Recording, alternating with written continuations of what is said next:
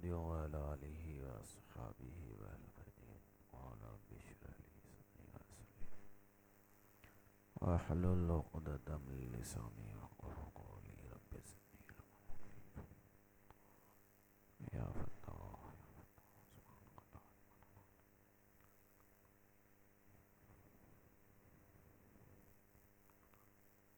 صلى الله تعالى على لا إله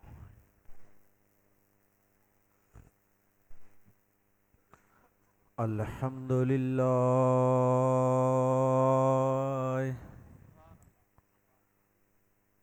الحمد لله نحمده ونستعينه ونستغفره ونؤمن به ونتوكل عليه ونعوذ بالله من شرور أنفسنا ومن سيئات أعمالنا من يهده الله فلا مضل له ومن يضلله فلا هادي له ونشهد أن لا إله إلا الله وحده لا شريك له ونشهد أن سيدنا ومولانا محمدا عبده ورسوله صلى الله تعالى عليه وعلى آله وأصحابه وأزواجه وذرياته وأهل بيته وبارك وسلم عليه أما بعد فقد قال الله تبارك وتعالى في كلامه القديم أعوذ بالله من الشيطان الرجيم بسم الله الرحمن الرحيم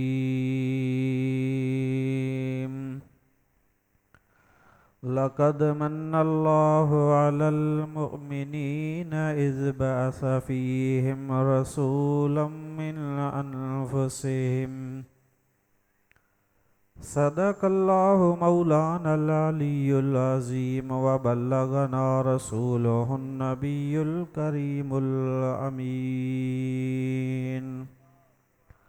ونحن على ذلك من الشاهدين والشاكرين والحمد لله رب العالمين إن الله وملائكته يصلون على النبي يا أيها الذين آمنوا صلوا عليه وسلموا تسليما اللهم صل على سيدنا ونبينا ومولانا محمد وآله وأصحابه وأزواجه وذرياته وأهل بيته وبارك وسلم عليه नहायती वाजिबुल एहतराम मुअज़्ज़िज़ उलमाए किराम ऐं मुझे हबीब करीम जा आशिक अस्सलामु अलैकुम वरहमतुल्लाहि वबरकातुहू। जामे मस्जिद शेख में हर साल वांगुर हिन साल बि नबी करीम अलैहिस्सलातु वस्सलाम जी विलादत बासआदत जो ये प्रोग्राम मुनक़िद थी रहियो आहे जंहिंमें अल्लाह ताला तव्हांखे ऐं मूंखे हाज़िरी नसीब फरमाई आहे। अल्लाह ताला जल जलालुहु व अमन वालुहु जे हबीब करीम खे अल्लाह साईं ज़मीन जे तख़्ते ते मोकिलियो। उन हबीब करीम अलैहिस्सलातु वस्सलाम जे अचण खां अॻु में हुज़ूर जो ज़िक्र जारी हो। नबी करीम अलैहिस्सलातु वस्सलाम जीअं जो आया उन हबीब करीम अलैहिस्सलातु वस्सलाम जे जिस्म अतहर जो हिकु हिकु उज़्वो मोजिज़ो बणिजी आयो। ॿियनि नबियनि खे अल्लाह से मोजिज़ा ॾिना। मुस्तफ़ा जो पाक जिस्म मथे मुबारक जे वारनि खां वठी करे पाक पेरनि जी तिरनि मुबारकनि ताईं हुज़ूर जो सॼो जिस्म मोजिज़ो। इंशाअल्लाह ताला हुज़ूर जी विलादत जो बि ज़िक्र ख़ैर कंदासीं। महबूब जे पाक जिस्म जे उज़वनि जे कमालात ऐं मोजिज़ात जो बि ज़िक्र ख़ैर अर्ज़ कंदासीं। उन खां अॻु में कुझु ॻाल्हियूं तव्हांखे अर्ज़ कयां त हुज़ूर जो पाक अख़लाक़ कीअं हो। असांखे हिन प्रोग्राम मां सिखणु खपे त नबी साईं जा अख़लाक़ कीअं हुआ।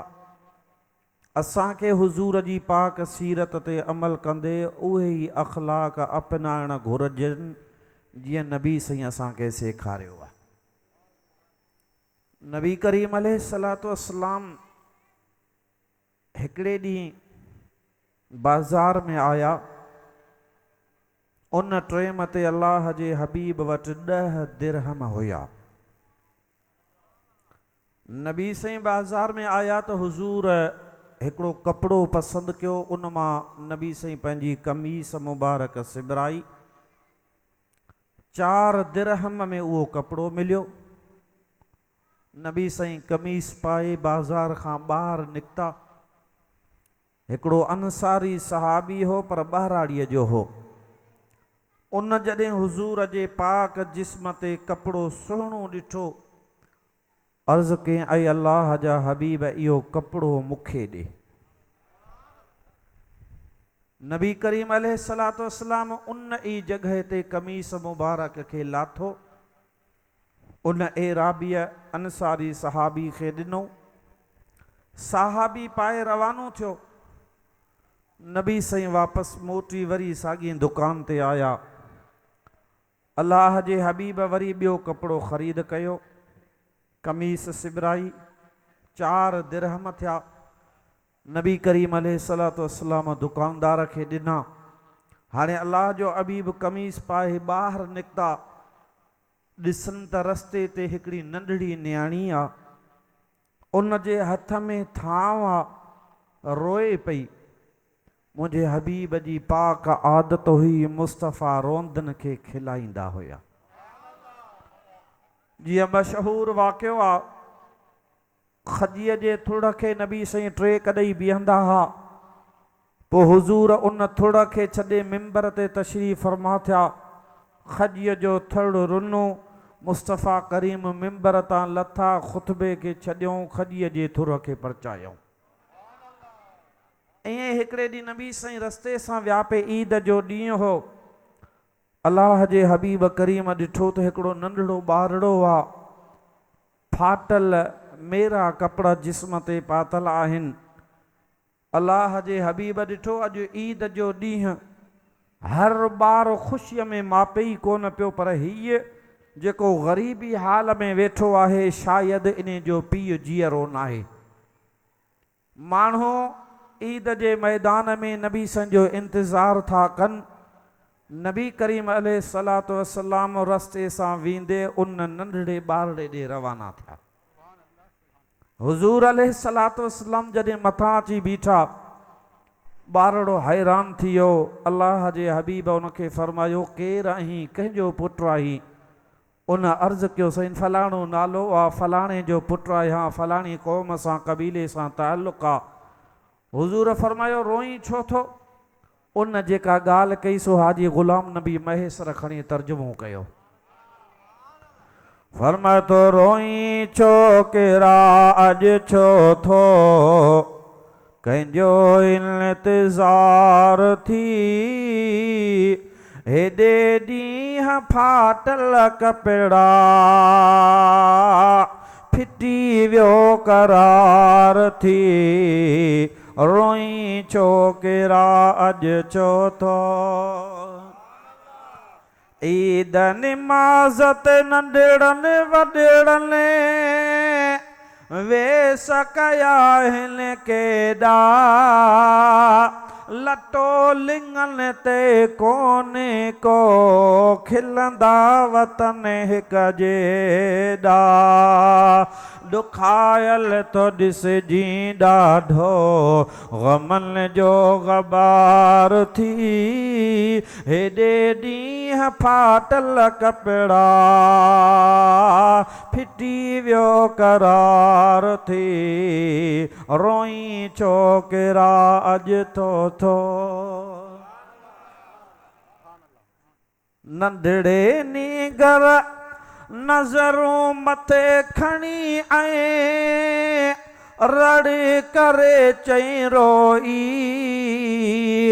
कंहिं न पुछो अहवाल रहंदो खिलंदो वियो हर कोई मिड़ई बदनसीबी मुंहिंजो कहिड़ो ख़्याल थी वॾे ॾींहं फाटल कपिड़ा फिटी वियो करार थी रोई छोकिरा अॼु छो थो हबीबन करीमन जी ज़ात फरमायो चाहीं त तुंहिंजो बाबो आऊं थियां तुंहिंजी भेण ख़ातून जन्नत थे तुंहिंजी माउ आयशा सिद्दीक़ा थे तुंहिंजो भाउ हसन ऐं हुसैन थियनि पोइ नबी साईं उनखे परचायो कपिड़ा पाराए महबूब पाण सां गॾु ईद ते वठी आयो मालूम थियो त मुंहिंजो हबीब रोंदनि खे खिलाईंदा हुया हाणे हुज़ूर जॾहिं कमीस हिकिड़ी वरिती अंसारीअ घुरी उनखे ॾिनो ॿी कमीस वठी पंहिंजे पाक जिस्म ते पाए हाणे नबी साईं रवाना थिया अल्लाह जे हबीब नंढड़ी न्याणी खे ॾिठो आहे हुज़ूर उन न्याणी जे मथां आया अमा रोई छो थी अर्ज़ करे थी या रसूल अल्लाह मुंहिंजी मालकियाणी जेका आहे उन पैसा ॾिना हा अटरे जे लाइ बदिरहम उहे त मूंखां किरी पिया विञाइजी विया हथ नथा अचनि हाणे रोवां थी घर वेंदसि मार मिलंदी नबी करीम पंहिंजे पाक खीसे मुबारक मां पैसा बदिरहम बचिया बाक़ी उहे कढी हुज़ूर उन न्याणी खे ॾिना पोइ या नबी साईं पाण अटो वरितो या न्याणी वरितो हुज़ूर इंतज़ार में बीठा हा हाणे अटो वठी वापस आई अल्लाह जो हबीब फरमाता हाणे छो थी रोई या रसूल अल्लाह देर थी वई आहे घर वेंदसि मुंहिंजी मालकण मूंखे मार ॾींदी इन जे करे रोवां थी नबी साईं फरमाता जे कॾहिं चाहीं त तुंहिंजो आऊं सिफारिशी जी तोसां गॾु हलां सुभान अल्लाह सुभान अल्लाह सुभान अल्लाह ओ मुंहिंजा हबीब ईअं जेकॾहिं महिरबानी थिए त ॿियो छा खपे हुज़ूर जी ज़ात बाबरकात उन न्याणीअ सां गॾु रवाना थिया उन सहाबी जेके हुया जन वटि उहा बानी हुई उन जे दर ते पहुता दरवाज़ो खड़कायो अंदरां आवाज़ आयो केरु हेॾां नबी साईं फरमायो अस्सलामु अलैकुम सहाबी सम्झी विया हीअ कंहिं आम माण्हूअ जो आवाज़ न आहे इहो त नबीअनि जे सरदार जो आवाज़ आहे सुभान अल्लाह सुभान अल्लाह हुज़ूर फरमायो अस्सलामु अलैकुम ॿियो दफ़ो बि जवाबु न ॾिनो या आस्ते जवाबु ॾिनो पर वॾे आवाज़ में जवाबु न ॾिनो हुज़ूर टियों दफ़ो फरमायो अस्सलामु अलैकुम हाणे टियों दफ़ो नबी साईं सलाम कयो दरवाज़ो खोलियो वालेकुम सलाम चयो कहिड़ो न अजीब मंज़र हूंदो जो सहाबी अंदरि घर में ॿाहिरां सलाम करण वारो नबीअनि जो सरदार हुजे भिट धणी फरमाईंदो आहे अखियुनि थी मिथी वारे छपर ढकिया पोइ तोखे न ॾिसे ॾे आऊं न ॾिसां को ॿियो सुभान अल्लाह सुभान अल्लाह अल्लाह जो हबीब जंहिंजे दर ते अचे उन जे लाइ ईद खां वधीक ख़ुशीअ जो ॾींहुं आहे। हाणे नबी साईं फरमायो मूं तव्हांखे 3 दफ़ा सलाम कयो, तव्हां जवाबु छो न ॾिनो? सहाबी ऐं सहाबियाणी चवंदा या रसूल अल्लाह असां तव्हांजो आवाज़ मुबारक सुञातो, असां चाहियो नबी साईं बार बार असां ते रहमत मोकिले, अॼु ख़ुशकिस्मती वारो ॾींहुं आहे, असां इन जे करे जवाब न ॾिनो। ओ हबीब हाणे अंदर हलो। नबी से फरमान था न आऊं त हिन न्याणी जो सिफारिशी थी आयो आहियां। या रसूल अल्लाह कहिड़ी ॻाल्हि आहे? पाण फरमायो हीअं पैसा विञाइजी विया, मूं हिन खे 2 रुपया ॾिना, हिन अटरो आंदो, हाणे वठी तव्हां ॾे आयो आहियां, हिन न्याणी खे दड़का दाबा न ॾिजो, विढ़जो न। सहाबी था चवनि अल्लाह जा हबीब तुंहिंजे पाक कदमनि जी बरकत जे सदके असां इन न्याणी खे आज़ाद था करे छॾियूं। सुभान अल्लाह सुभान अल्लाह। हुजूर खे ख़ुशीअ मां अखियुनि मां लुड़क वही आया। पाण में हिननि 10 रुपयनि में अल्लाह केतिरी न बरकत रखी। सहाबी पुछनि था कीअं? पाण फमियो हिकिड़ी कमीस वरितुम, एराबीअ घुरी उन खे ॾिनुमि, ॿी कमीस वठी पंहिंजे जिस्म ते पायमि, 2 रुपया बचिया, इन्हनि 2 रुपयनि जे सदके अल्लाह हिन न्याणीअ खे आज़ादी नसीब करे। सुभान अल्लाह सुभान अल्लाह। सल्लल्लाहु अलैका या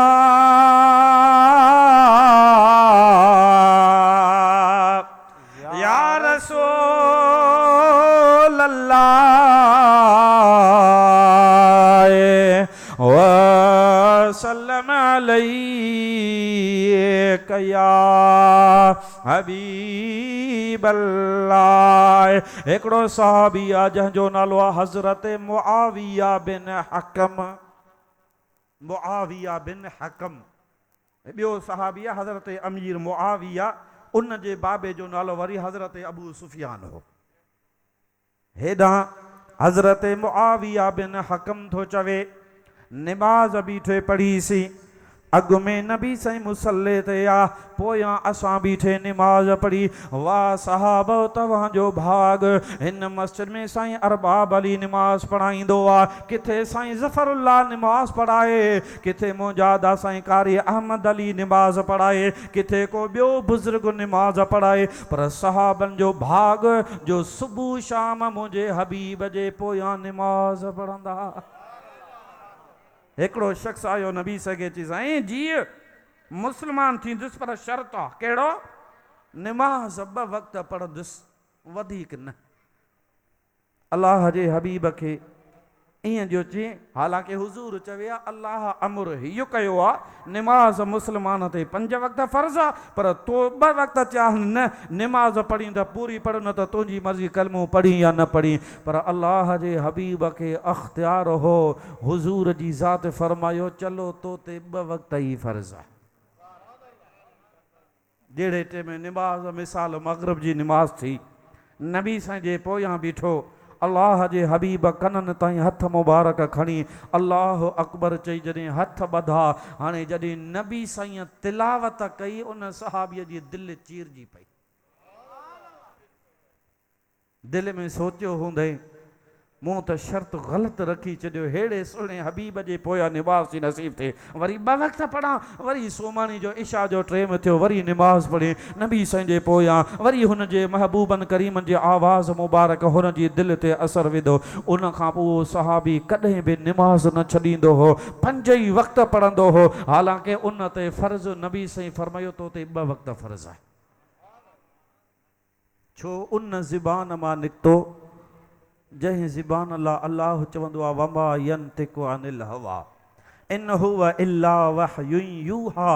ज़मानो बदिलजी सघे थो पर मुस्तफ़ा जो फरमान नथो बदिलजी सघे।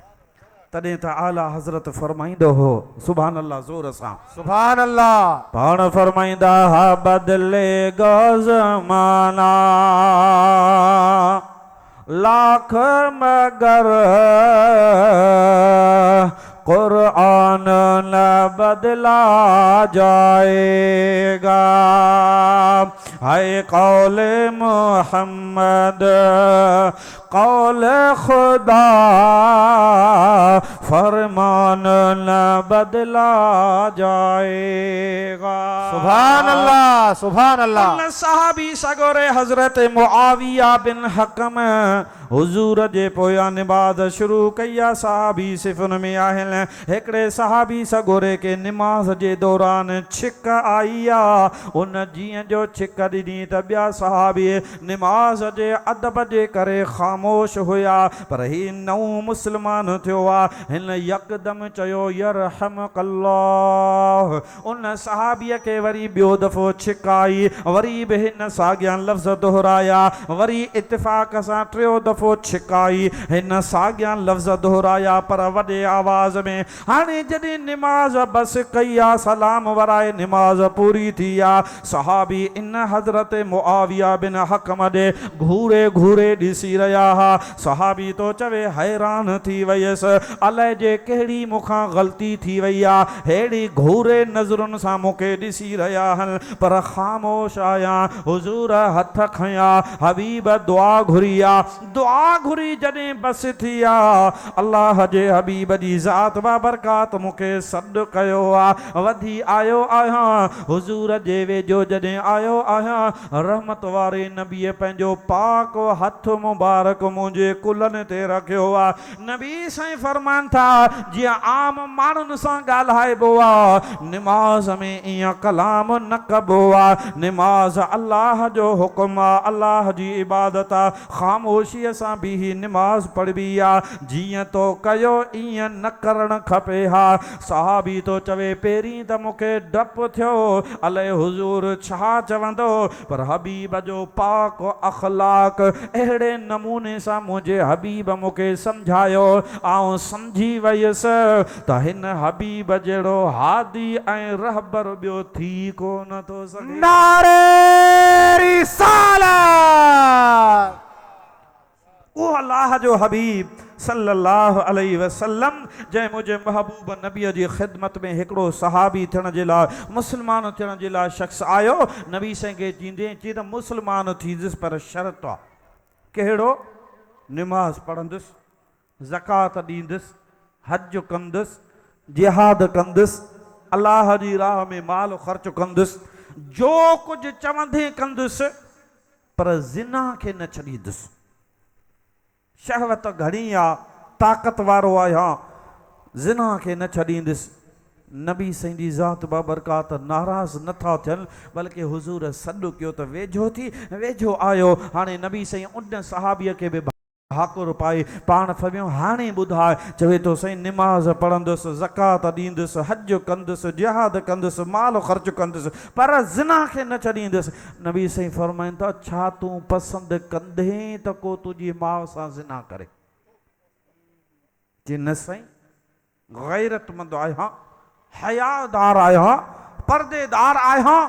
नबी साईं फरमायो, छा तूं पसंदि कंदे को तुंहिंजी धीअ सां ज़िना करे, तुंहिंजी माउ सां, तुंहिंजी धीअ सां, भेण सां, ज़ाल सां? न साईं, गैरतमंद आहियां, हयादार आहियां, पर्देदार आहियां, कीअं पसंदि कंदुसि? नबी साईं फरमाइनि था, पोइ जेकॾहिं तूं ॿिए जी माउ सां ज़िना कंदे, तुंहिंजी माउ सां ज़िना थींदी, ॿिए जी धीअ सां ज़िना कंदे, तुंहिंजी धीअ सां ज़िना थींदी, ॿिए जी भेण सां ज़िना कंदे, तुंहिंजी भेण सां ज़िना थींदी, ॿिए जी ज़ाल सां ज़िना कंदे, तुंहिंजी ज़ाल सां ज़िना थींदी। हाणे तुंहिंजी मर्ज़ी आहे। उन सहाबी सगोरे थियण वारे खे अखियुनि मां लुढ़क वही आया, हुज़ूर जे पाक पेरनि ते किरी पियो आहे। ओ अल्लाह जा नबी, मूं त तुंहिंजो इम्तिहान ते वरितो त इन कम जी इजाज़त ॾेई थो या न, पर अल्लाह करीम जा एहसान जो रब तुंहिंजे सदके ज़िना खां भी बचायो आहे, इस्लाम जी दौलत बे नसीब। सुभान अल्लाह, सुभान अल्लाह। कहिड़ो सुहिणो अंदाज़ हो। हालांकि मूं जहिड़ो मुलू मोली हुजे त चए निकिर ॿाहिरि, केर थींदो अहिड़ी ॻाल्हि करण वारे। पर मुंहिंजे महबूब नबी सल्लल्लाहु अलैहि वसल्लम फरमायो त जेकॾहिं जेको जंहिंसां बुराई कंदो ज़िना कर्ज़ अदायगी उन जे घर मां थींदी। हिकिड़ो शख़्स आहे दौस कबीलो हो, उन दौस कबीले जो सरदार हो तुफ़ैल बिन अमिर उन जो नालो। नबी करीम जी ख़िदमत में आयो, अर्ज़ के हबीब जी ॾाढो मुंहिंजी क़ौम खे सम्झायो त मुंहिंजे महले वारनि खे, मुंहिंजे पाड़े वारनि खे, ज़ात वारनि खे, कबीले वारनि खे, पर सम्झनि नथा। हाणे तूं रहमत वारो नबी दुआ घुर पिट त तबाह थियनि। साहबी था चवनि नबी साईं जो मुंहुं मुबारक उन ट्रेम ते किबले वारे तरफ़ न हो बल्कि ॿिए पासे हो। मिसाल या ओभर तरफ़ हो या उत्तर या ॾखण तरफ़। नबी साईं पंहिंजो पाक मुंहुं मुबारक काबतुल्लाह वारे पासे फेरियो, काबे शरीफ़ वारे पासे पेरे नबी साईं हथ मुबारक मथे खया। सहाबी था चवनि अॼु त इन कबीले जो नालो निशानी हाणे ख़तम थी वेंदो। जो हुज़ूर जी ज़ात हथ था खणनि, हाणे इहो त कबीलो तबाह थी वेंदो। नबी साईं जॾहिं हथ खया, हुज़ूर हथ खणी चवनि था अए मुंहिंजा मौला, इन दौस कबीले वारनि खे हिदायत बि ॾे ऐं मूं वटि आण बि सही। सहाबीअ खणी हथ हेठि छॾिया। हुज़ूर ॿियो दफ़ो बि अर्ज़ कयो मौला, इन दौस कबीले वारनि खे हिदायत बि नसीब कर ऐं इन कबीले वारनि खे मूं वटि हिते आणे। अल्लाह जे हबीब वरी टियों दफ़ो या दुआ घुरी आहे, ओ मुंहिंजा मौला, इन दौस कबीले वारनि खे हिदायत बि नसीब कर ऐं हिते मूं वटि आणे बि सही। अल्लाह जे हबीब ईअं दुआ घुरी पंहिंजे पाक चेहरे मुबारक ते हथ घुमाया। उहो सहाबी तुफ़ैल बिन अमर थो चवे, या रसूल अल्लाह, मूं तोखे चयो त पिटे, पर तूं त वरी हिदायत जी दुआ थो घुरी। ये हिदायत जे लाइक़ कोन्हे, सुधरंदा कोन। नबी करीम जी ज़ात बाबरकात मुर्की फरमाइनि था, ओ तुफ़ैल, तूं नबी नाही, आऊं नबी आहियां। अल्लाह मूंखे ग़ैब जो इल्म ॾिनो आहे। ओ तुफ़ैल, चंद ॾींहं सब्र कर, ये तुंहिंजे क़ौम वारा सभु अची कलमो पढ़ी इस्लाम में दाख़िल थींदा। अल्लाह जे हबीब जो ईअं चयो त तुफ़ैल हैरान थी वियो, या रसूल अल्लाह ईंदा? फरमाया हा ईंदा। सहाबी था चवनि चंद ॾींहं अञा माना महीनो बि न गुज़रियो हो, उहे पूरे कबीले जा कबीलो माण्हू अची हुज़ूर जी ख़िदमत में पहुता। अल्लाह जे हबीब खे चऊं कलमो पढ़ा। नबी साईं कलमो पढ़ायो, मुस्लमान कयो। अल्लाह जो हबीब फरमाइनि था, तुफ़ैल जी या रसूल अल्लाह, हुआ दुआ भली या हीअ दुआ भली? सुभान अल्लाह, सुभान अल्लाह। माना पिटिया हा उहा भली या हिदायत जी दुआ घुरम। हज़रत तुफ़ैल तो चवे, या रसूल अल्लाह, जेका तोखे भली लगी तव्हां घुरी, अल्लाह तव्हां जी दुआ खे क़बूल कयो। नबी साईं फरमाइनि था, अल्लाह मूंखे पिटण जे लाइ पैदा न कयो आहे, रब मूंखे रहमत वारो नबी बनाए करे। सुभान अल्लाह, सुभान अल्लाह। उहो मुंहिंजो हबीब सल्लल्लाहु अलैहि वसल्लम हिकिड़े मौक़े ते कंहिं सफ़र मां मोटिया। मंझंदि जो टाइम हो, गर्मी जी मौसम हुई। अल्लाह जे हबीब जे साहबनि हिकिड़ी जाइ ते वण ॾिठा। उन्हनि वणनि जे हेठां अची सहाबी बि आरामी थिया।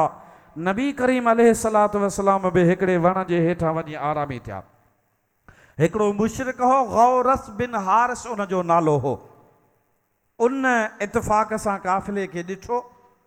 काफ़िले खे ॾिसी चई, अॼु मौक़ो मिलियो आहे, सहाबी थकल हल, सभु को वञी सुम्ही पियो आहे, अॼु छो न वञी मुस्लमाननि जे नबीअ खे शहीद करे छॾियां, नालो निशान नऊज़ बिल्लाह ख़तमु करे छॾियां। हाणे उन पंहिंजी तलवार खे मियाण मां कढी मथां अची नबी साईं जे बीठो। नबी साईं जे मथां बीठो, जॾहिं जो तलवार छिके थो, अल्लाह जे हबीब पंहिंजो अखियूं मुबारक खोलियूं, मुस्तफ़ा उथी वेठा। हाणे गौरस थो चवे, ऐं मुस्लमान जा नबी, अॼु मुंहिंजी तलवार खां तोखे केरु बचाईंदो? हुज़ूर इत्मीनान सुकून सां, न ख़ौफ़ न डप। इत्मीनान सां नबी साईं जवाब ॾिनो मूंखे मुंहिंजो अल्लाह बचाईंदो। सुभान अल्लाह सुभान अल्लाह। जे ॾिसां बचाए ईअं जो चए त कुदरत मुंहिंजे अल्लाह जी उन गौरस खे ॾकणी थी पई, तलवार ज़मीन ते किरी पई, पघर अची वियसि, नबी साईं उथिया, उन तलवार खे खयों, तलवार खे खणी मदीने वारो साईं मथां हीअं तलवार उन जे ओॿांगे, हुज़ूर फरमाया त हाणे मुंहिंजी तलवार खां तोखे केरु बचाईंदो? उहो मुशरिक थो चवे ऐं मुस्लमाननि जा नबी तो बुराईअ जो बदिलो बुराईअ सां न ॾींदो आहीं, भलाईअ सां ॾींदो आहीं। सुभान अल्लाह बेशक सुभान मूंखे पक आहे मूं त ग़लती कई आहे, तुंहिंजे मथां वार कयो हुयुमि, पर तो त रहमत वारो नबी आहीं, मूंखे पक आहे तूं मूंखे माफ़ कंदे। मुस्तफ़ा फरमाइनि था जेकॾहिं तोखे इहा उमेद आहे त हल त तोखे माफ़ थो कयां। सुभान अल्लाह सुभान अल्लाह।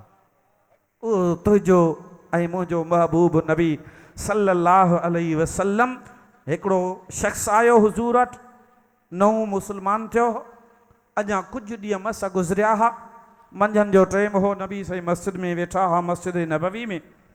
हीउ शख़्स ॿाहिरां वज़ू करे मस्जिद में आयो, मस्जिद में अचण सां नबी साईं खे सलाम कई, सलाम करे 2 रकातूं नफ़िल पढ़ी। साहबी था चवनि ताज़ो ताज़ो वज़ू करे आयो जो उन जे चहिरे ते वज़ू वारा आसार मौजूदु हुया। हाणे निमाज़ पढ़ी 2 रकातूं तहियतुल वज़ू पढ़ी करे उन खां पोइ हथ खणी चवे थो मौला मूं ते बि रहम कर ऐं असांजे नबीअ ते रहम कर, बाक़ी ॿिए कंहिं ते रहम न कजां। अल्लाह जे हबीब फरमायो घणी शइ खे तो थोरी करे छॾी, अल्लाह जी रहमत वसी आहे पर तुंहिंजे ज़हन मुताबिक़ तो उनखे महदूद करे छॾी, पर जेकॾहिं वधाई हा त भलो हो। हाणे साहबी दुआ घुरी बसि कई, नबी साईं जी ख़िदमत में अची वेठो, वेही थोरी देरि खां पोइ उथियो, उथण सां वञी मस्जिद नबवी जेका हुज़ूर जी ठहियल हुई उन जी कुंड में वेही पेशाब शुरू कई। साहबी उथियो को त हकल ॾियांसि, उथारियांसि त मस्जिद में थो पेशाब करी। नबी से फरमायो छॾियोसि छॾियोसि। साहबी ख़ामोश, इत्मीनान सां पेशाब करे तहारत करे जॾहिं उथियो, नबी करीम फरमायो हाणे इन पेशाब जे मथां ॾोल पाणीअ जो वाहे छॾियो, उन्हनि पाणीअ जो थांव भरे उन मथां हलायो। अल्लाह जे हबीब फरमायो हाणे इन खे सॾु कयो। उहो शख़्स आयो, नबी साईं जी ख़िदमत में अची वेठो, अल्लाह जे हबीब भाकुर मुबारक पाए पाण फरमायो अदात जो नालो ॿुधाई। हुज़ूर फरमायो ही मस्जिद अल्लाह जे ज़िक्र लाइ, क़ुरान जी तिलावत जे लाइ अल्लाह करीम क़ाइमु कयूं आहिनि। इन मस्जिद में पेशाब न कबो आहे, मस्जिद खे पाक रखिबो आहे, पेशाब कजे त मस्जिद खां ॿाहिरि वञी पेशाब करे। उहो साहबी थो चवे पहिरीं त मूंखे हैरत लॻी त साहबी मारे छॾींदा, नबी साईं मथां नाराज़ थियनि, पर हुज़ूर जो पाक अख़लाक ॾिसी मूंखे पक थी वई त तोणे जो अरब कबीलनि जा सरदार ॾिठा हुयमि, वॾा वॾा बादशाह ॾिठा हुयमि, पर जहिड़ो मुहम्मद अरबीअ जो अख़लाक आहे अहिड़ो कंहिंजो अख़लाक थी नथो सघे। सुभान अल्लाह सुभान अल्लाह। तॾहिं त अल्लाह साईं क़ुरान में फरमायो व इन्नक लअला ख़ुलुक़िन अज़ीम, ऐं हबीब तूं अज़ीम अख़लाक जो मालिक आहीं। उहो मुंहिंजो महबूब नबी सल्लल्लाहु अलैहि वसल्लम अहिड़े अख़लाक जा मालिक हा। हुज़ूर असांखे इहे अख़लाक सेखारिया त इन तरीक़े सां पंहिंजी ज़िंदगी गुज़ारियो जीअं मूं मुहम्मद अरबी पंहिंजी ज़िंदगी गुज़ारी आहे।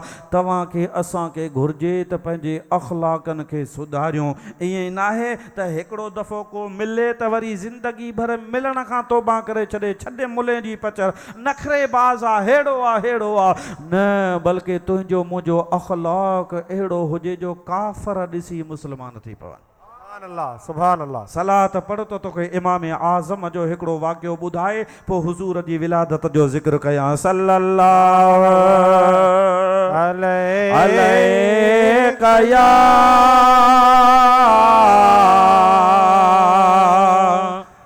या रसूल अल्लाह वसल्लम अलैका या हबीब सल्लल्लाहु अलैका या रसूल अल्लाह वसल्लम अलैका या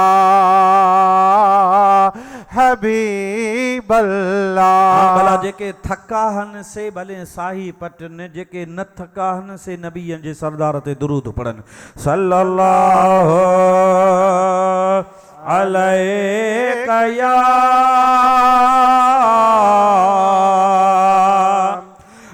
रसूल अल्लाह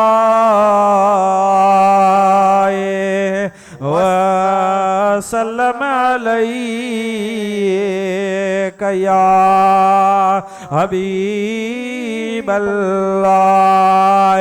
हजरत इमाम आजम अबू हनीफा रहमतुल्लाहि अलैह हिकिड़े मौके ते सफ़र तां मोटिया। संदन आदत मुबारक हूंदी हुई जॾहिं ॻोठ जी भर में ईंदा हा त सवारीअ तां लहंदा हा, पेरें पंध हलंदा हा, सवारी जे मथां चढ़ी ॻोठ जे विचां न गुज़रंदा हा। इहा हिकिड़ी हयाव जी अदब जी निशानी हुई। हाणे इमाम आज़म घोड़े तां लथा, घोड़े तां लही उन जे लगाम खे जले डोरे हली रहिया हुया। इत्तिफ़ाक़ सां अॻियां रस्ते में हिकिड़ो घर, उन घर जी दीवार का नई ताज़ी ठहियल हुई। एॾां रस्ते में गप हुई। हज़रत इमाम आज़म जे घोड़े हलंदे हलंदे ट्राह खाधो। उन ट्राह जे करे घोड़े जा पेर जेके हुया से गप में भरियल हुया। उहा गप वरी उन नई घर जी जेका दीवार हुई उन ते गप लॻी आहे। हज़रत इमाम आज़म जॾहिं गप खां ॿाहिरि निकिरी बीठा, दीवार ते नज़र पई आ, पाण सोच में पइजी विया त मुंहिंजे घोड़े कंहिं माण्हूअ जी दीवार ख़राब करे छॾी आहे। हाणे इन दीवार खे साफ़ कीअं कयां? आहिस्ते आहिस्ते मथां मिटी लाहींदुसि त बि मिटी बाक़ी रहिजी वेंदी, पर जे कंहिं शइ सां खुरड़े लाहींदुसि दीवार ख़राब थी वेंदी। हाणे इन घर जी दीवार खे साफ़ कीअं कयां? इमाम आज़म इन फ़िक्र में बीठा हुया। इत्तिफ़ाक़ सां उहो घर हिकिड़े यहूदीअ जो घर हो।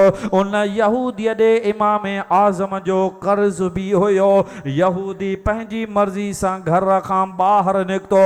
जॾहिं इमाम आज़म ते नज़र पई, यहूदी परेशान थियो आहे, पक कर्ज़ वठण आयो आहे। हज़रत सैयदना इमाम आज़म जे वेझो आयो आहे, पेरनि ते किरी पियो आहे, क़िबला मूंखां ग़लती थी वई आहे, वाइदो कयुमि पर पैसा न ॾिना आहिनि, हाणे मुहलत ॾियो, हेतिरनि ॾींहंनि में तव्हांजा पैसा तव्हांखे पहुचाईंदुसि। पाण फरमायो आउं त पैसनि लाइ न आयो हुउसि, पंहिंजे हिसाब सां रस्ते सां विस पे, पर मुंहिंजे घोड़े ट्राह खाधो, पेर गप में भरिजी विया।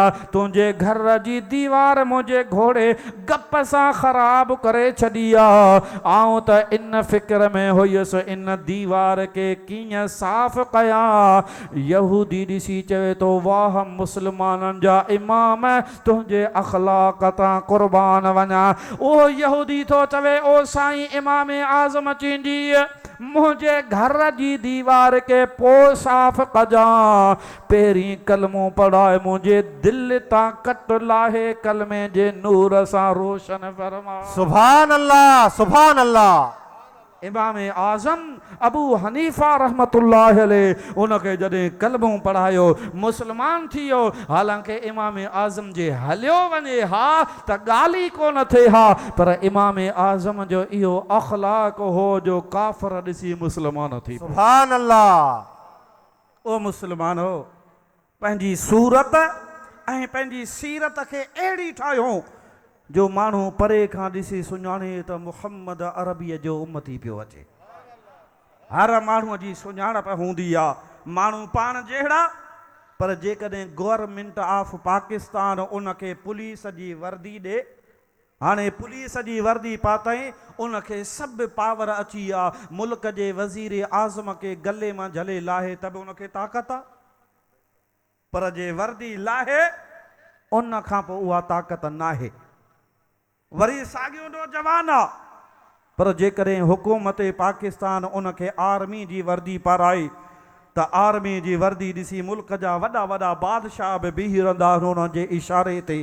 इहा छा आहे? इहा हुकूमत पाकिस्तान जे तरफ़ां उन्हनि खे सुञाणप जी निशानी ॾिनी वई आहे त हीअ आहे त इंसान, पर वर्दी पाए खां पोइ हीअ हाणे हुकूमत जो माण्हू आहे। त अहिड़े नमूने सां काफ़र बि इंसान, यहूदी, ईसाई, नसारा, मुस्लमान सभु इंसान, पर उन्हनि इंसाननि में मुहम्मद अरबीअ जे उम्मत जी हिकिड़ी सुञाणप आहे। सुभान अल्लाह, सुभान अल्लाह। उहा कहिड़ी सुञाणप आहे? उहो मुहम्मदी तरीक़ो। उन हबीब जे तरीक़े ते जॾहिं माण्हू अमल कंदो त परे खां सभु को ॾिसी सुञाणींदो त हुज़ूर जो आशिक़ उम्मती थो अचे। अल्लाह जो नबी आहे हज़रत मूसा अलैहिस्सलाम। उन हज़रत मूसा जो ज़िक्र मुंहिंजे मुर्शिद हज़रत रोज़े वारे इन वाक़े खे पंहिंजी मलफ़ूज़ात में बयानु कयो आहे। सलात पढ़ त तोखे अल्लाह जे नबीअ जो वाक़ियो ॿुधायां। सल्लल्लाहु अलैका या रसूल अल्लाह वसल्लम अलैका या हबीब अल्लाह। हज़रत मूसा जो ज़मानो आहे। सैयदना मूसा जे ज़माने में फिरौन जहिड़ो हिकिड़ो काफ़र आहे, बादशाह हुआ पर ज़ालिमा काफ़र आहे। अल्लाह पाण खे सॾाईंदो आहे हज़रत मूसा अलैहिस्सलाम जो दुश्मन आहे। जॾहिं उन फिरौन जी दरबार लॻंदी हुई, उन टेम ते हिकिड़े मश्किरे खे घुराईंदो हो। मश्किरे खे घुराए चवंदो हो ॾे ख़बर अॼु मूसा पटको कीअं ॿधो आहे। उहो मश्किरो काफ़र हो, अल्लाह जे नबीअ जी अहल कंदो हो त हीअं मूसा अॼु पटको ॿधो आहे। वरी चवंदो हो ॾे ख़बर अॼु मूसा चादर कीअं ओढ़ी आहे। जीअं हज़रत मूसा चादर ओढ़ींदो हो अहिड़े नमूने सां उहो चादर ओढ़ींदो हो। ॾे ख़बर मूसा लठ कीअं खणंदो आहे। हज़रत मूसा जीअं लठ मुबारक में हथ विझी हलंदो हो, ईअं उहो लठ खणी हज़रत मूसा जी अहल करे हली ॾेखारींदो हो। फिरौनी वठी खिलंदा हा। जॾहिं अल्लाह जो अज़ाब आयो, फिरऔन ऐं फिरौन जी क़ौम जॾहिं ग़रक़ थी आहे, हज़रत मूसा अलैहिस्सलाम कुझु ॾींहंनि खां पोइ ॾिसे उहो मश्किरो साॻियो ॻोठ में फिरे थो। हज़रत मूसा अल्लाह जो नबी अर्ज़ु करे थो मौला एतिरी मूंखे फिरऔन तकलीफ़ न ॾिनी जेतिरी इन मश्किरे ॾिनी। ओ मुंहिंजा मौला इन खे त बचाए छॾियो अथई।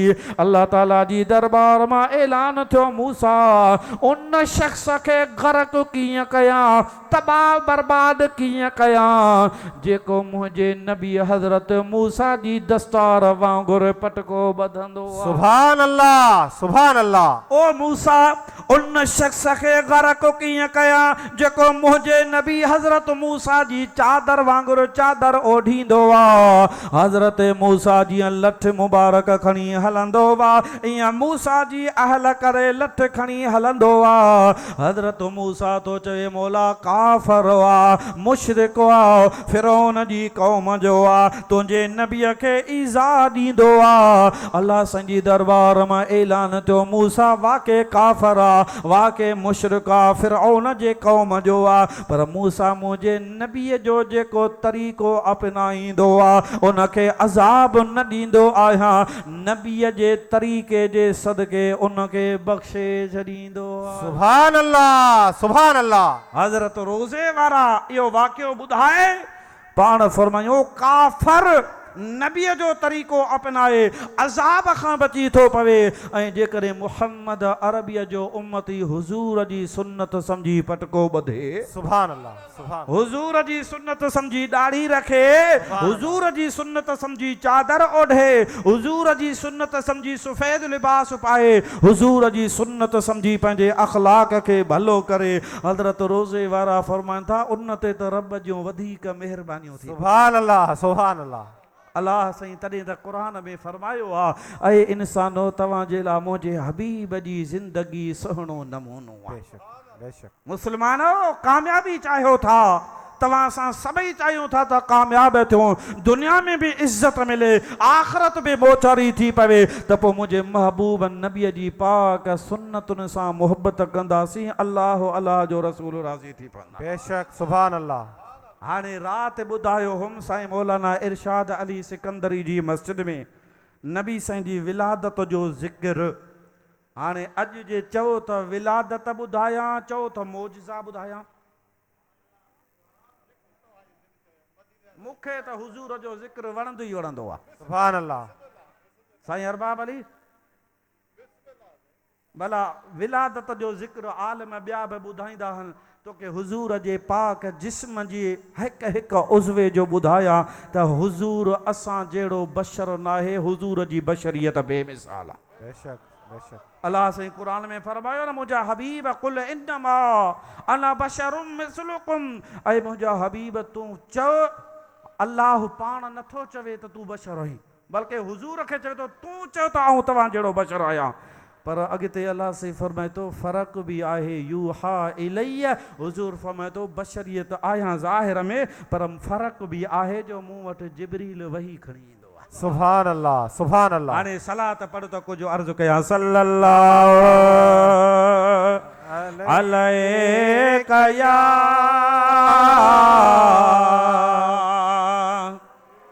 रसूल अल्लाह वसल्लम अलैका या हबीब अल्लाह, अल्लाह जे हबीब जा पाक हथ मुबारक चो सुभान अल्लाह।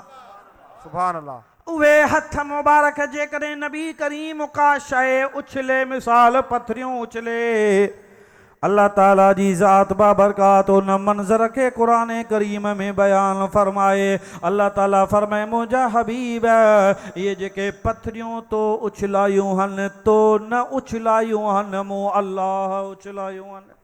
सुभान अल्लाह सुभान अल्लाह। वमा रमईत इज़ रमईत वलाकिन अल्लाह रमा। वरी नबी करीम जॾहिं हुदैबिया वारी जॻह ते बैयत वठे, हबीब जी ज़ात बाबरकात जॾहिं आख़िर में सहाबनि जे हथनि जे मथां पंहिंजो हथ मुबारक रखे, अल्लाह साईं फरमाए सहाबनि खे तव्हां जेका बैयत पे हुज़ूर सां कई, या हबीब सां बैयत कोन पिया कयो, अल्लाह सां बैयत पिया कयो। पर जेको इन्हनि जे हथनि जे मथां जेको हथ आहे, अल्लाह साईं जी ज़ात बाबरकात फरमाए इहो हथ तव्हांजो नाहे, मूं अल्लाह जो हथ आहे। सुभान अल्लाह सुभान अल्लाह। उन हबीब जे पाक हथ मुबारक में अल्लाह करीम जी ज़ात बाबरकात एतिरा त मौजज़ा रखिया। हिकिड़ो सहाबी आहे हज़रत उतबा उन जो नालो आहे।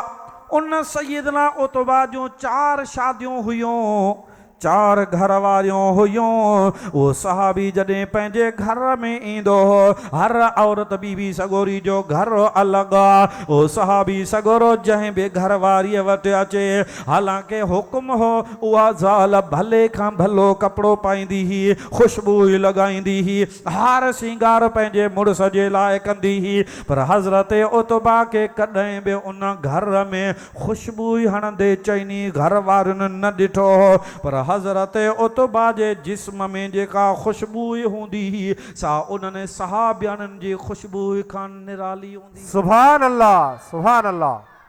हिकिड़ो ॾींहुं 2 ॾींहं साल 2 साल नेठि पाण में चइनी घर वारनि सलाह कई। सलाह करे हज़रत उतबा वटि आयूं। ओ उतबा चईंदी, असां घर में 4 तुंहिंजूं घर वारियूं आहियूं, कॾहिं बि तोखे ख़ुशबू हणंदे न ॾिसंदियूं आहियूं, ऐं तूं त अले किथां ख़ुशबू हणी थो अची। तुंहिंजे जिस्म में ख़ुशबू जेका आहे, असां त भले में भला अतर इस्तेमालु थियूं कयूं, उन्हनि ख़ुशबू खे तुंहिंजी ख़ुशबू मारे थी वञे। सहाबी मुस्कुराए ॾिनो। सहाबियाणियूं सम्झी वियूं को राज़ आहे। कहिड़ो राज़ आहे? फरमाए थो, मुंहिंजे जिस्म में जेका ख़ुशबू आहे, इहा कंहिं दुकान तां कोन मिलंदी। सुभान अल्लाह सुभान अल्लाह। छा थो चवी? दुकान तां कोन मिलंदी। सहाबियाणियूं हैरान, पोइ किथां मिलंदी? पाण फरमाइनि था, किसो हीअं नंढड़ो हुयुसि नंढे हूंदे मुंहिंजे जिस्म में फुरूड़ियूं थी पयूं ज़ख़्म थी पिया बीमारी थी पई हकीमनि तबीबनि खां इलाज करायुमि कंहिंजी बि दवा न लॻी आहे आख़िर ला इलाज करे छॾियो मजबूर थी मुंहिंजे बाबे सां ॻाल्हि कयुमि मुंहिंजे बाबे चयो अबा हाणे हकीमनि जे करे ला इलाज कयो आहे त हल अहिड़े हबीब जे दर ते वठी तो हला जंहिंजे दर तां को ना उम्मीद मोटियो ई कोन्हे सुभान अल्लाह सुभान अल्लाह मेरे करीम से गर कतरा किसी ने मांगा सुभान अल्लाह सुभान मेरे करीम से गर कतरा किसी ने मांगा दरिया बहा दिए हैं दुर्बे बहा दिए हैं उनकी महक ने दिल के गुंचे खिला दिए हैं सुभान अल्लाह सुभान अल्लाह अल्लाह रे जहन्नम अब भी न सर्द होगा रो रो के मुस्तफा ने दरिया बहा दिए है सहाबी तो चवे मुझो बाबो मुखे हुजूर जी खिदमत में वठी आयो या रसूल अल्लाह मुझो बचड़ो आ बीमार थी पयो आ दुआ घुरो अल्लाह जे हबीब पंजे पाक हथ मुबारक ते कुछ पड़ी दम कयो आ हुजूर फरमाता उतबा कमीस मथे कर हजरत उतबा तो चए पंजी कमीस के मथे कयुम नबी करीम जी ज़ात बाबरकत पंजो पाक हथ मुबारक मुझे जिस्म ते लगायो आ हुजूर जो हथ लगंदो वने बीमारी खत्म थींदी वने खुशबू शुरू थी पई आ सुभान अल्लाह सुभान अल्लाह मैं तो हुजूर मुझे जिथे जिथे जिस्म ते फुरूड़ियो हो अल्लाह जे हबीब हथ घुमायो आ उन ॾींहं खां वठी मुझे जिस्म में खुशबू आ पाण फरमायो जीअं पोढ़ो थिया जिया उम्र वडी थे इएं मुझे जिस्म में खुशबू ही वधे पाण घर वारन के फरमाता या जेका मुझे जिस्म में खुशबू आ या मुझे हबीब जे पाक हथन जो मोजिज़ो सुभान अल्लाह सहाबिया हजरत कतादा जंग हलदीअ में तीर लगो अख निकरी पियसि हथ ॾेई अख ते ॿिए हथ ते ॾोॾो अख जो खणी नबी सही वटि आयो या रसूल अल्लाह तीर लॻो आहे अख निकिरी पई आहे नबी करीम फरमायो अल्लाह जी रज़ा ते राज़ी रही सब्र कर इन सब्र जे एवज़ में अल्लाह तोखे जन्नत में मुंहिंजो पाड़ो नसीब कंदो सहाबी तो चवे या रसूल अल्लाह मूंखे पक्का तुंहिंजो उम्मती आहियां अल्लाह पाड़ो नसीब कंदो पर हुजां तुंहिंजो उम्मती अख खां अंधो या काणो हुजां ठहे कोन थो रहमत वारे नबी जी रहमत जो दरिया जोश में आयो हुजूर फरमाता ॾोॾो ॾे हुजूर खे निकतल अख वारो ॾोॾो ॾिने हबीब साफ़ करे अल्लाह जे हबीब उन जाइ ते लॻायो आहे जंहिं जाइ तां निकितो आहे हुजूर पंहिंजे लुआब शरीफ़ उन खे लॻाई आहे हबीब पंहिंजो हथ परे कयो आहे सहाबी तो चवे अखे अखे जहिड़ी सुभान अल्लाह सुभान अल्लाह हाणे जीअं उम्र वॾी थिए जेका कुदरती अख जाए जम वारी हुई उन अख जी रोशनी कमज़ोर पई थे जेका हबीब जे दर तां हुजूर जी दुआ सां मिली आहे जीअं उम्र वॾी थे उन अख में सूंह बि वधे रोशनी बि वधे हज़रत कतादा रज़ियल्लाहु तआला अन्हु खे अल्लाह साईं इहा नेमत ॾिनी पर हज़रत कतादा जी औलाद पुट हुजे या धीअ हुजे उन जी बि उहा अख सुहिणी जंहिं हुजूर जी ज़ात जी दुआ सां जेका मिली सुभान अल्लाह सुभान अल्लाह सहाबीअ जी त अख सुहिणी पर जेके मिसाल खबे पासे वारी उन उतबा जी औलाद जी उहा अख सुहिणी, उन जी औलाद पोटा थियनि उन्हनि जी अख सुहिणी, पर पोटा थियनि उन्हनि जी उहा अख सुहिणी। पोइ सहाबी उन सहाबीअ उतबा जी औलाद खे ॾिसी करे पुछंदा तूं उतबा जी हज़रत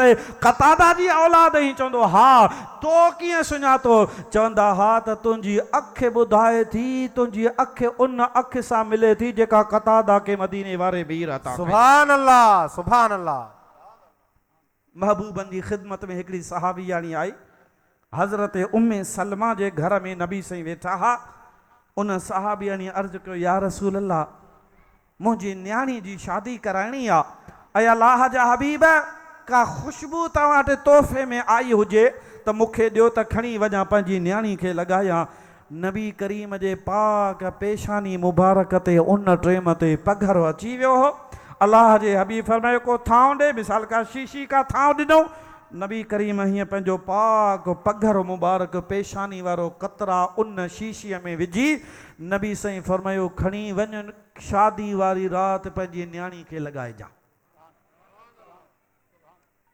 तव्हां जहिड़ो मूं जहिड़ो हुजे हा शायदि एतिराज़ करे हा साईं घुरी त मूं ख़ुशबू ॾेई पियो, पघर खे छा कयां? पर सहाबी था चवनि हुज़ूर फरमायो लॻाइजां, इहा अतर अंबर खां वधीक पघर ख़ुशबूदार आहे। सुभान अल्लाह, सुभान अल्लाह। घर खणी आई, उन सहाबिया ने राति जो तेल मिलायो, उन तेल में उहा महबूब जो पघर मुबारक गॾे रखी छॾे। पोइ शादी वारी राति पंहिंजी न्याणी खे लॻाई। सुबुह जो उन जो घर ख़ुशबू सां बहकी उथियो। सुभान अल्लाह, सुभान अल्लाह। जंहिं सैर सां साजन हलियो से सैर सभे सुरहातिया, मां भाया मण मुश्क जा ऐं अतर हारींदो वयो।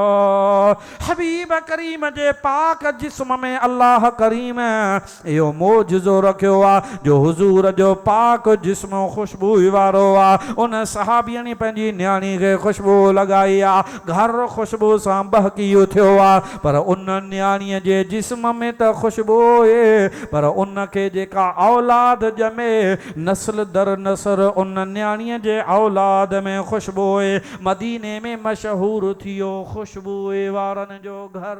सुभान अल्लाह, सुभान अल्लाह। हिकिड़े मौके ते नबी साईं हिकिड़े सहाबी जे घर आया दावत ते।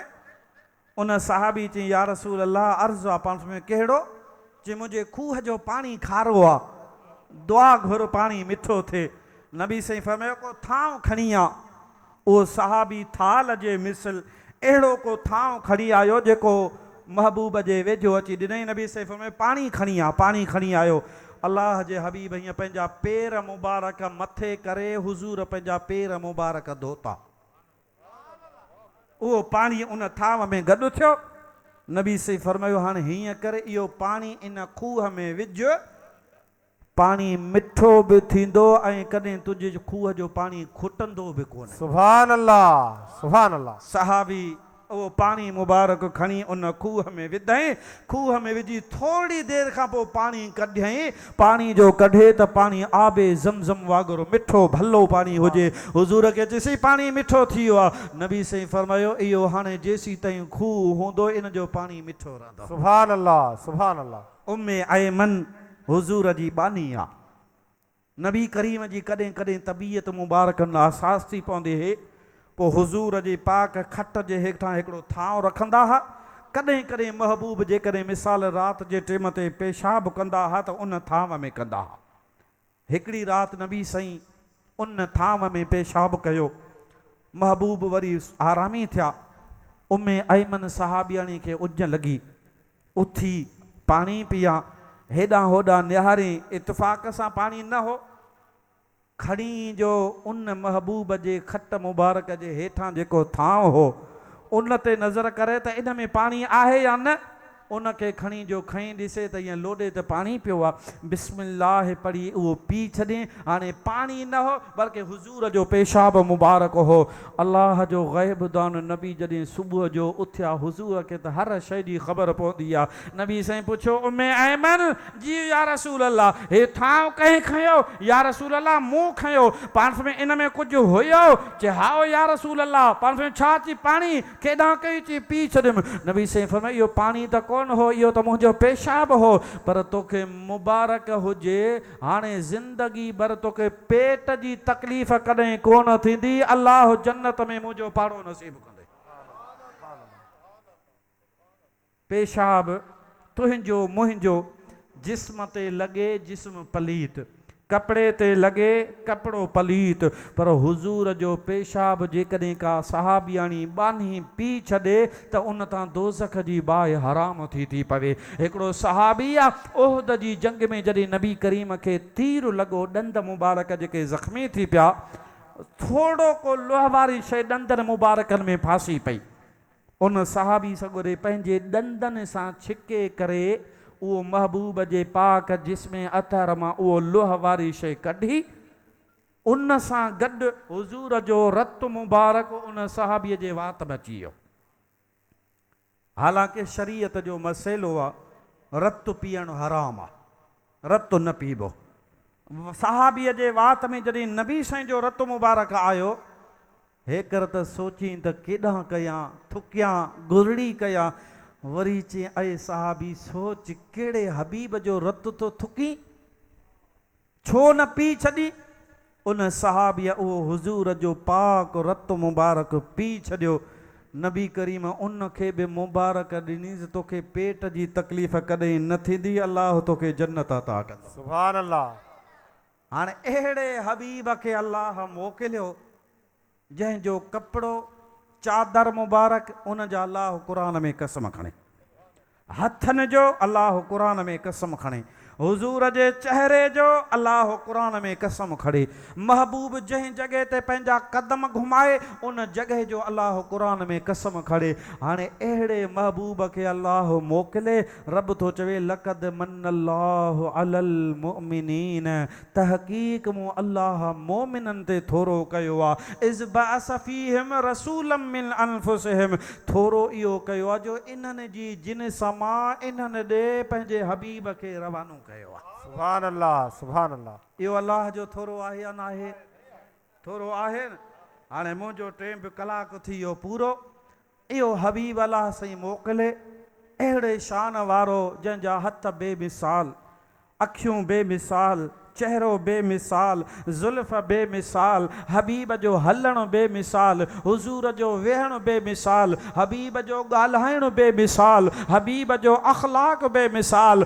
केरु दुनिया जे तख़्ते ते हुज़ूर जेको मट सानी कोन्हे, मुस्तफ़ा सारे जहान खां निरालो आहे। उहो हबीब आयो, अल्लाह साईं फरमायो मूं तव्हां ते थोरो कयो आहे। हाणे आख़िर में हाजी ग़ुलाम नबी महेसर जी हिकिड़ी नात आहे जेका हुज़ूर जी विलादत वारे मौज़ू सां उनजो ताल्लुक़ आहे, इहा ॿुधाए उन खां पोइ आउं पंहिंजी जॻह वठंदुसि। पर हाणे सभई गॾिजी हिकिड़ो दफ़ो नबी साईं ते सलात पढ़ायो त पोइ ॿुधायां। सल्लल्लाहु अलैका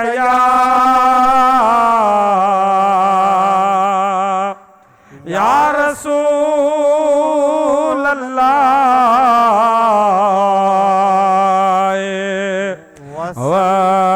वसल्लम अलैका या हबीब अल्लाह। भला जेके थका आहियो उहे खणी चुप करे वेहो।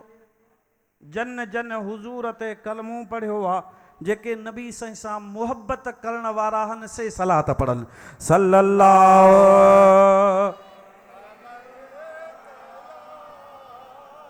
या रसूल अल्लाह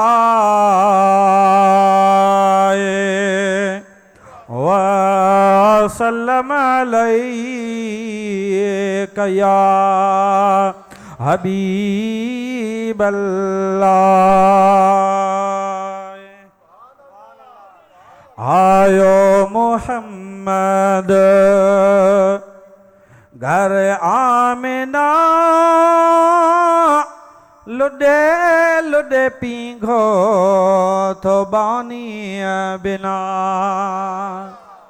सुभान अल्लाह जोर सां। आयो मोहम्मद घर आमिना लुडे लुडे पींघो तो बानी बिना। आयो मोहम्मद 12 रबीउल अव्वल सूमर जी रात हुई। मोहम्मद जड़ी ज़ात जी जल जणी। नबी नूरी जिस्म मिठो अरबी इस्म पयो चुम चुम चुम। रब थियो राज़ी भेज बिना लुडे लुडे पींघो तो बानी बिला। आयो मोहम्मद झुलियो चंड झोलिय बेचांडाण थी। खुदाईअ में खुशबू जे सुरहान ते। लबे लाली लगल अखें कुदरती कजल। गुजूं रमज़ूं रखियल इहे सभई सिंगार दातर ॾिना। लुडे लुडे पींघो तो बानी बिला। आयो मोहम्मद सुभान अल्लाह सुभान अल्लाह सुभान। कई मीर मंजिल बके पाक में। आयो पहिर जी पाक पोशाक में। दाई दिल बर ॾिसी वई रुतबे रसी। प्यारो रब जो पसी पढ़ पढ़ सलवात गाए सना। लुडे लुडे पींघो तो बानी मिला। सुभान अल्लाह आयो मोहम्मद सुभान अल्लाह सुभान अल्लाह। उन्हें रात में को कुदरत जो राज हो। मोहम्मद जो हर शय में आवाज हो। पखी लातियो लवले सिरा सजदे रखले। हिया हिक बे चवले अदा अज थी व्या फिराक फना। लुडे लुडे पींघो तो बानी बिना। आयो मोहम्मद सुभान अल्लाह सुभान। महेसर मोहम्मद खुदा मोकिलियो। भला भाग थिया जो अण घुरियो मिलियो। अल्लाह करम कयो जो हुजूर जे पुखड़े लगाई अण घुरे। मूं मिस्कीन ते अल्लाह बियो करम कयो जो हज़रत मुफ्ती अब्दुल रहीम सिकंदरी जड़ो उस्ताद बे रब अण घुरे। सुभान अल्लाह सुभान अल्लाह। सर मोहम्मद खुदा मोकिलियो। भला भाग थिया जो अण घुरियो मिलियो। आए गुलाम नबी थियो राज रबी। कहिड़ी गणती कवि आए गुलाम नबी थियो राज रबी। कहिड़ी गणती कबे लंघे हलंदा पारे सबे को झाके ना। सुभान अल्लाह सुभान अल्लाह सुभान अल्लाह। तो बानिया बिला आयो मोहम्मद घर आमिना। लुडे लुडे पींघो तो बानिया बिला। सुभान अल्लाह सुभान अल्लाह। अहिड़ो अज ताईं को बार भी कहें अमर ॼणियो नाहे सुभान अल्लाह अहिड़ो अॼु ताईं को ॿार बि कंहिं अमर ॼणियो नाहे ओ ॿिली जहानल जो सरदार बि कंहिं अमर ॼणियो नाहे अहिड़ो अॼु ताईं को ॿार बि कंहिं अमर ॼणियो नाहे सुभान अल्लाह सुभान ओ अल्लाह हबीब क़ुरान खणी आयो मुस्लमाननि खे घुर्जे तव्हां असांखे उन क़ुरान जी तिलावत कयूं क़ुरान खे पढ़ूं अमल कयूं उन खां पोइ हबीब निमाज़ खणी आयो तव्हां असांखे घुर्जे निमाज़ सां मुहबत कयूं हलाल रोज़ी खाऊं बचनि खे हलाल खारायूं पाण बि निमाज़ी थियूं बचड़नि खे निमाज़ी बणायूं पाण हुज़ूर जी सीरत पढ़ूं अमल कयूं पंहिंजे बचड़नि खे हुज़ूर जी सीरत सेखारियूं पंहिंजे बचड़नि खे हुज़ूर जा अख़लाक सेखारियूं पंहिंजे बचड़नि खे मुस्तफ़ा करीम जो अदब हुज़ूर जी मुहब्बत अहल बैत ऐं सहाबा जी मुहब्बत सेखारियो मुझे हबीब जी पाक शरीयत ते अमल कंदासीं अल्लाह राज़ी अल्लाह जो रसूल राज़ी थी पवंदो ऐं तव्हां सभिनी जो शुक्रगुज़ार आहियां साईं मौलाना अरबाब अली पल कासमी साहब जो ऐं संदसि इंतिज़ामिया जेका हिन मस्जिद जी आहे उन्हनि जो कमेटी वारनि जो मुहल्ले वारनि जो शुक्रगुज़ार आहियां अल्लाह ताला हिन हुज़ूर जे ज़िक्र जे सदके हज़रत मौलाना साईं मुहर्रम अली कादरी जी मज़ार ते किरोड़े रहमतूं रब नाज़िल फरमाए संदसि मज़ारे पुर अनवार खे अल्लाह जन्नत जे बागन मां बाग बनाए मुंहिंजे उस्ताद हज़रत क़िबला साईं मुफ्ती अब्दुर रहीम सिकंदरी रहमतुल्लाहि अलैह हज़रत साईं मुफ्ती मोहम्मद रहीम सिकंदरी ऐं महबूब जी उम्मत जे सभिनी आशिकनि जी क़बरुनि खे अल्लाह जन्नत जा बाग बनाए अल्लाह ताला मुंहिंजो चवणु तव्हांजो ॿुधणो क़बूल फरमाए वमा तौफ़ीक़ी इल्ला बिल्लाह व आख़िर दावाना अनिल हम्दुलिल्लाहि रब्बिल आलमीन हिकिड़ो ऐलान आहे 27 अगस्त 13 रबीउल अव्वल ख़मीस जी शाम जुमे जी राति तारीख़ यादि कजो 27 अगस्त 13 रबीउल अव्वल ईंदड़ ख़मीस जी शाम जुमे जी राति जामे मस्जिद Abdullah sports tower Abdullah mall जेको बाईपास ते आहे उन जी जेका जामे मस्जिद आहे उन में प्रोग्राम आहे जंहिंमें ख़ुसूसी ख़िताब मुंहिंजे उस्ताद जा जानशीन शेर मुस्तफ़ा व नाइब सुल्तानुल वाइज़ीन मुफ्ती आज़म हज़रत क़िबला साईं डॉक्टर मुफ्ती हकुन नबी सिकंदरी अज़हरी साहब